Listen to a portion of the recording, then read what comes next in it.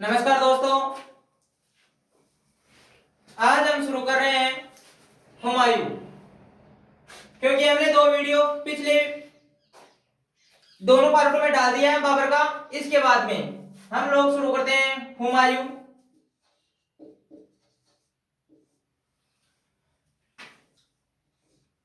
हुमायूं का पिता बाबर है, इसकी माता श्री माही बेगम।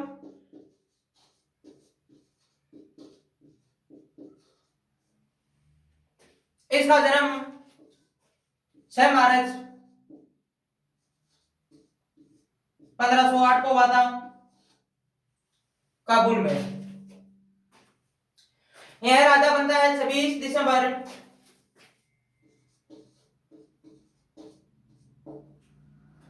1530। दोस्तों 1530 से 1540 तक। और इसका अगला काल आता है, इसके पश्चात यह देश निकला हो जाता है, अर्थात देश को छोड़ देता है, दूसरी जगह चले जाता है।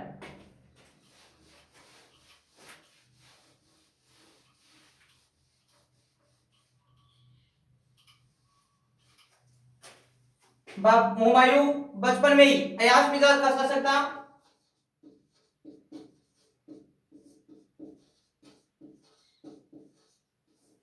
अयाश मिजाज का था अर्थात यह अफीम के नशे में मस्त रहने वाला व्यक्ति था।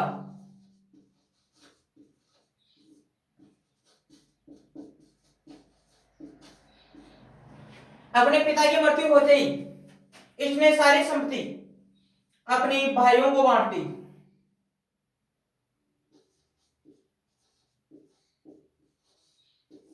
कामरान को काबुल और कंधार देता है।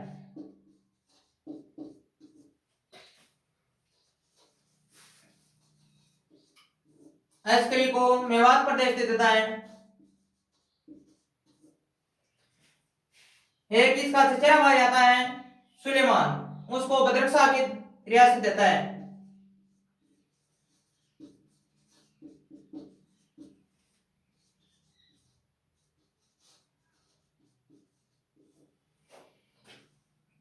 यह जो भी शासक बना अपनी पैतृक संपत्ति दी, अपने भाइयों को बांट देता है।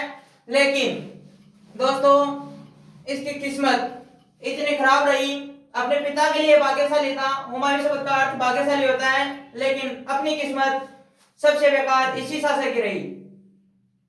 हुमायूं शासक बनने से पहले इनका दामाद था,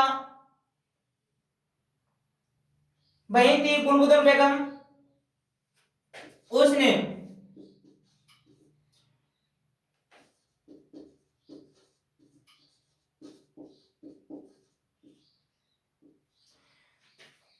इसने अपने पति मेहंदी राज खवाजा को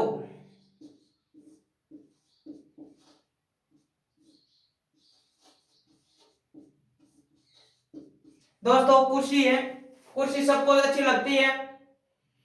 बाबर मर गया, लेकिन बाबर मरने के पश्चात कुर्सी के लिए जगह इसकी मेहंदी राज खवाजा को इच्छा होने लगी कि कैसे भी प्राप्त करूं, कुर्सी प्राप्त करूं, अर्थात भारत का शासक बनूं। और वैसे देखा जाए तब पैतृक संपत्ति पर अधिकार हुमायूं का है। हुमायूं के अलावा मेहंदी राय खवाजा कहां से आएगा, दामाद कैसे शासक बनेगा। अभी यह इच्छा करता है, लेकिन ऐसी परिस्थितियों को देखकर इसने सोचा कि कैसे भी हो यह शासक बनेगा, क्योंकि सेना का काफी अनुभव है इसको, जिसके कारण इस औरत के द्वारा मेहंदी राय खवाजा को ले जाकर जेल में कैद कर दिया जाता है। जेल में जो भी कैद हुआ, कैद होने के पश्चात हुमायूं शासक बनता है और अपने भाइयों को बांट देता है अपनी सारी संपत्ति, और स्वयं रखता है दिल्ली और आगरा। दिल्ली और आगरा रखता है। दिल्ली और आगरा रखने के पश्चात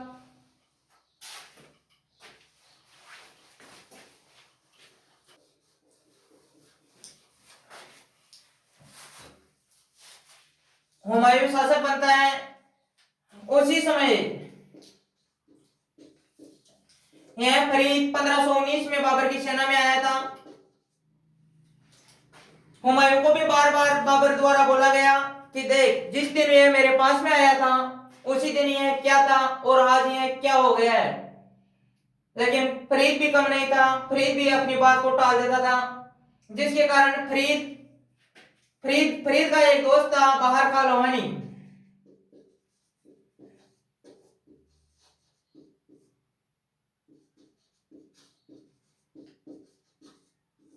बाहर का लोहानी बाहर का लोहानी काफी अच्छा दोस्त था। दोनों फरीद और बाहर का लोहानी एक दिन टूर पर थे और उसी समय एक शेर आ जाता है। जो ही शेर पहुंचता है, बाहर का लोहानी भी कंपन होने लग गया। कंपन होने के कारण यह फरीद अपनी तलवार से एक ही बार में शेर की गर्दन काट देता है, जिसके कारण बाहर का लोहानी ने कहा था कि तुम तो शेरशाह हो, शेर खां। क्या हो? शेर खां। बाहर का लोहानी घाघरा के युद्ध में मृत्यु को प्राप्त होता है। घाघरा के युद्ध में बाहर का लोहानी मृत्यु को प्राप्त होता है। मृत्यु को प्राप्त होने के पश्चात इसकी पत्नी थी दुदू बेगम। दोस्तों, निसंतान थे।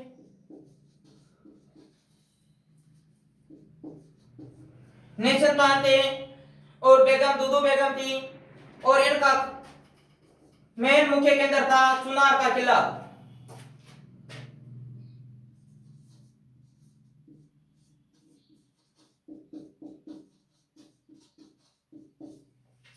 मुख्य केंद्र चुनार का किला पड़ता है दोस्तों दक्षिणी बिहार में।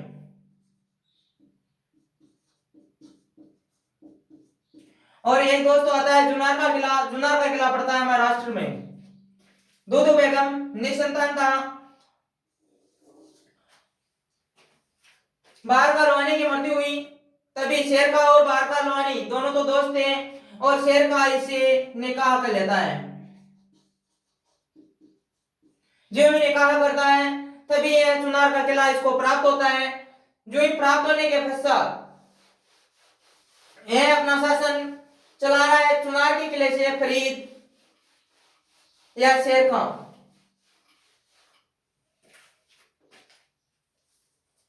शासक बनते ही 1531 में।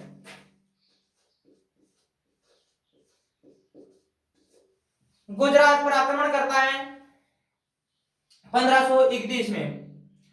जो यह गुजरात पर आक्रमण के लिए जाता है दोस्तों, यह हमारे को भी पता है कि हम भी हमारी ताकत का अनुभव करते हैं कि कैसा है, तो बराबर से व्यक्ति से मिलेंगे तब पता चलेगा हमारी ताकत कैसी है। हुमायूं भारत का शासक है और गुजरात के शासक के साथ में युद्ध लड़ने के लिए आ रहा है।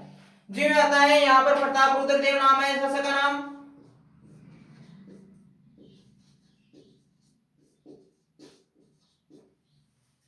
प्रताप रुद्र देव से लड़ाई होती है, प्रताप रुद्र देव की जीत होती है। हुमायूं हारता है और वापस जाता है आगरा। और इधर बैठा है जुनार के किले में।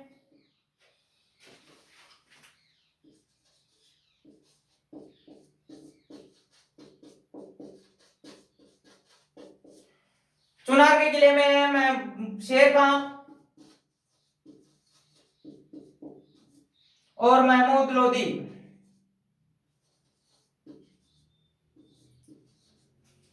ये दोनों देखते हैं कि हुमायूं हुमायूं हारकर गुजरात से हारकर वापस आ रहा है आगरा के लिए।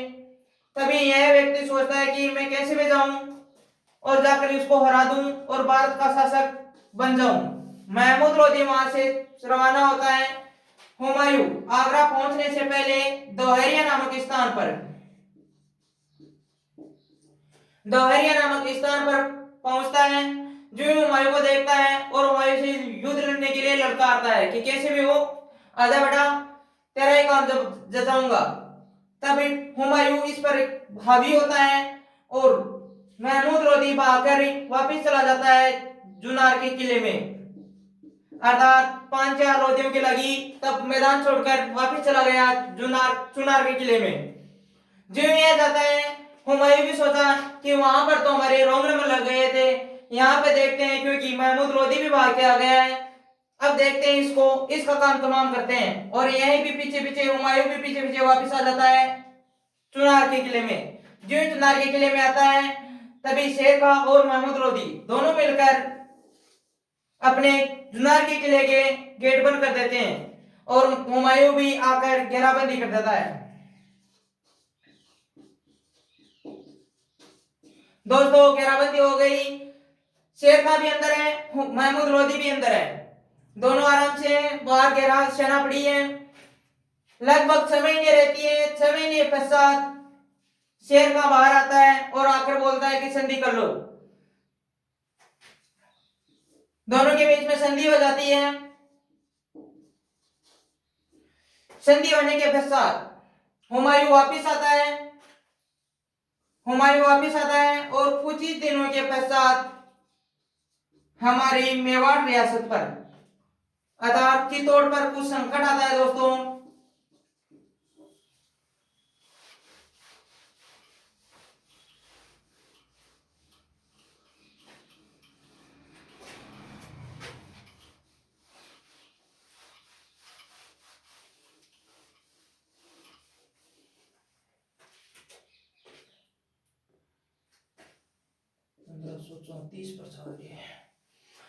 पर 1534 पर चित्तौड़ रियासत में कुछ संकट आता है अर्थात बहादुर शाह जफर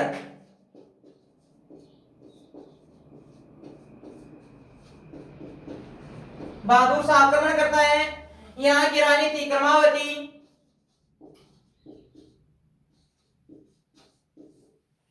कर्मावती ने अपने भाई के पास में राखी भेजी थी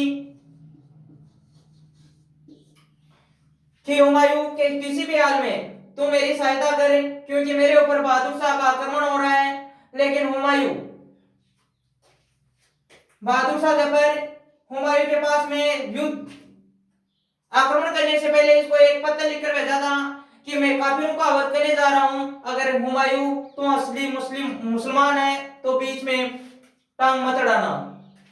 तभी यह हुमायूं वापस नहीं आता इन पर आक्रमण करने के लिए।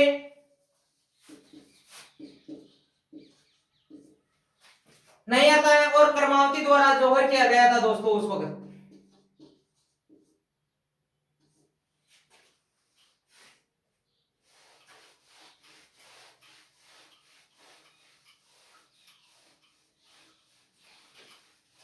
हुमायूं को पता चलता है कि बहादुर शाह अपनी शक्तियों में वृद्धि करके मेवाड़ रियासत पर अधिकार करेगा अर्थात चित्तौड़ पर अधिकार करेगा। तब हुमायूं 1538 में बहादुर शाह पर आक्रमण करता है अर्थात इसे संधि के लिए मजबूर कर देता है।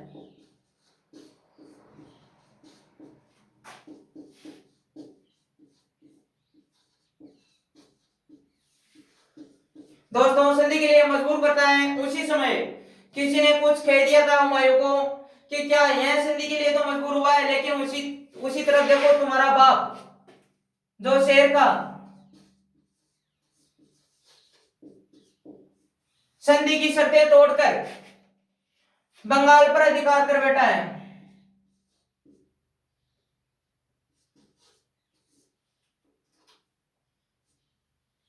कहां पर? बंगाल पे अधिकार कर बैठा है। इस कारण हुमायूं वहीं से शुरू होता है और चलता है शेर खां के पास में अर्थात चुनार के किले में।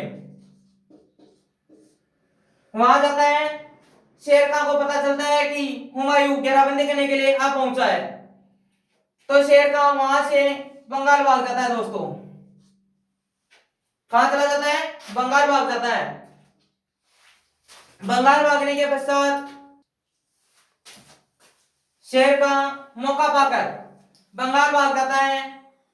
बंगाल भागने के पश्चात हुमायूं को पता चलता है कि शेर शाह तो अर्थात शेर खां कब का ही मैदान छोड़ अर्थात चुनार के किले को छोड़कर चलता रहा है, वह बंगाल जाता रही है। खड़े चले गए बंगाल, तो शेर खां भी के पीछे पीछे हुमायूं भी बंगाल चला जाता है और बंगाल की राजधानी जनताबाद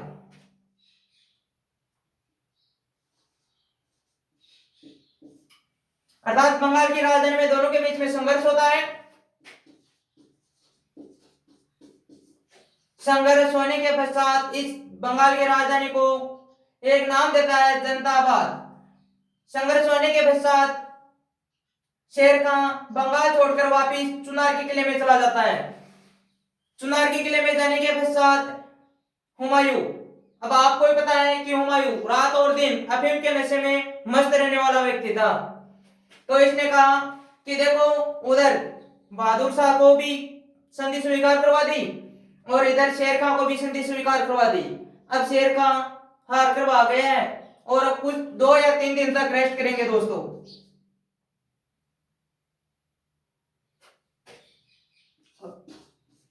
2 या 3 दिन तक रेस्ट करेंगे।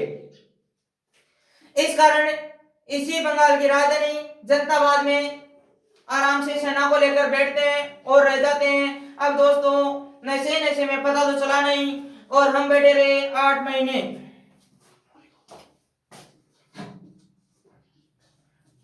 8 महीने बंगाल की राजधानी में बैठे रहते हैं। बंगाल की राजधानी में बैठे रहने के पश्चात हुमायूं की आंख खुलती है कि हमें तो आगरा जाना है, बंगाल में क्या कर रहे हैं।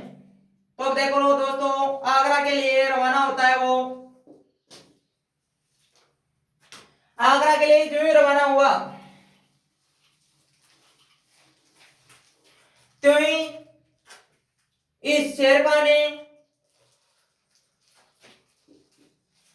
शासक बिहार का था, बिहार के नीचे आता है चौसा,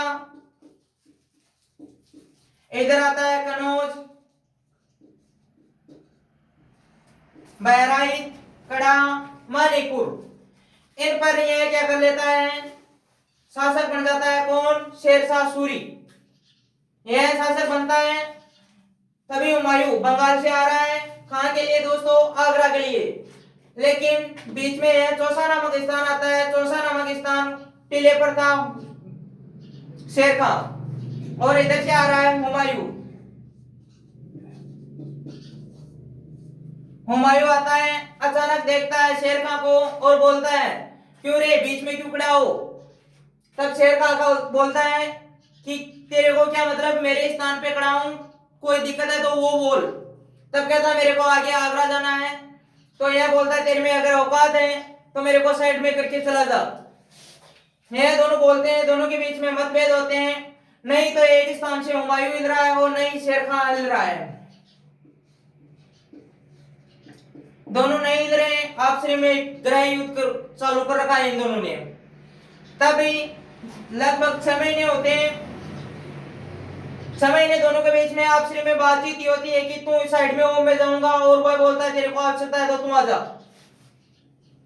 29 जनवरी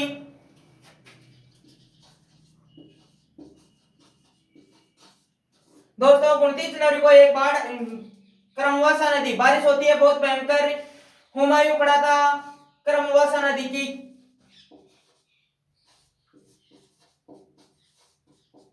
कौन सी नदी? क्रमवासा नदी, अर्थात गंगा की सहायक नदी है, उसी के पाट या मैदान में। और इधर शेर का एक टीले पर खड़ा था, चौसा नामक स्थान पर खड़ा था, वह ऊंचाई पे था। और क्रमवासा नदी में 29 जून को बारिश आती है। बारिश आने के कारण हुमायूं और हुमायूं का गोला बारूद तथा घोड़े सहित स्वयं बह गया था।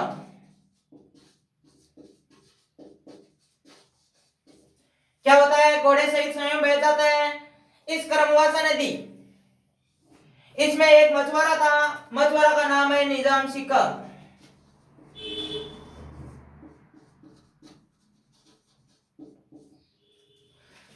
दोस्तों, भारत का शासक हुमायूं एक नदी में बहता है और इसको पता नहीं, क्योंकि तैरना तो इसको आता ही नहीं था हुमायूं को। और निजाम सिक्का वहां पर मछलियां पकड़ता है, अर्थात मछुआरा है।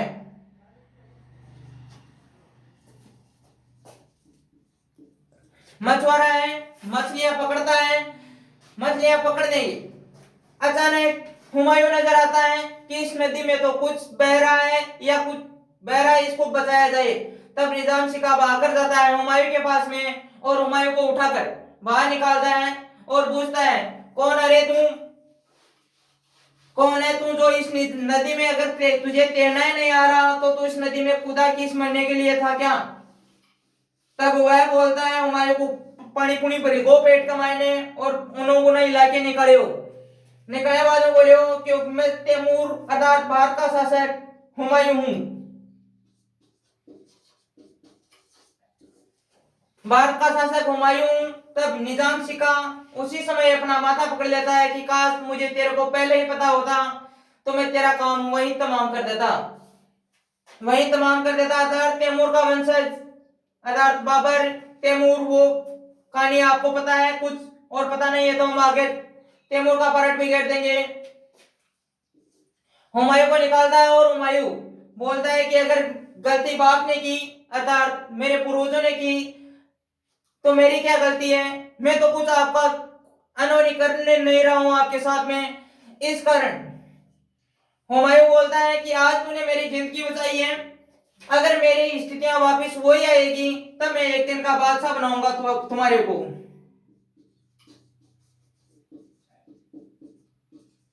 दोस्तों क्या बोल रहा है एक दिन का बादशाह? निजाम शिका को पता ही नहीं। निजाम शिका बोलता है कि खुद का ठिकाना को नहीं दूसरा का ठिकाना करा तो फिर एक काम कर तू जल्दी कर चाल मेरो तो मत खराब करे। साहब बोल देता है कि तेरे पास में शासन है नहीं और तू मेरे को एक दिन का बादशाह बनाएगा क्या तेरे को वापस वही स्थिति आएगी? तब हुमायूं भी परेशान होता है और हुमायूं चला जाता है आगरा। आगरा पहुंचता है। आगरा पहुंचने के पश्चात एक युद्ध लड़ने के लिए आता है वो है कनौज का युद्ध।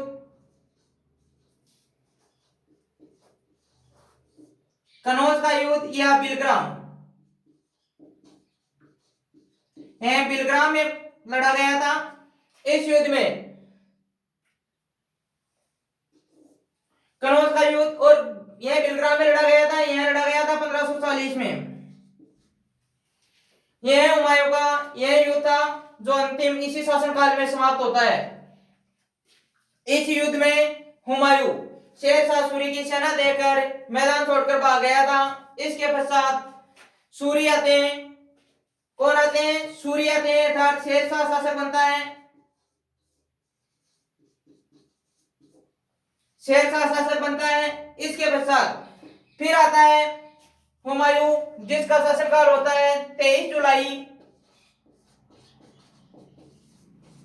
दोबारा शासक बनता है दोस्तों 15 साल का कारा बिता है कि दूसरी जगह 23 जुलाई 1555 23 जुलाई 1555 और 24 जनवरी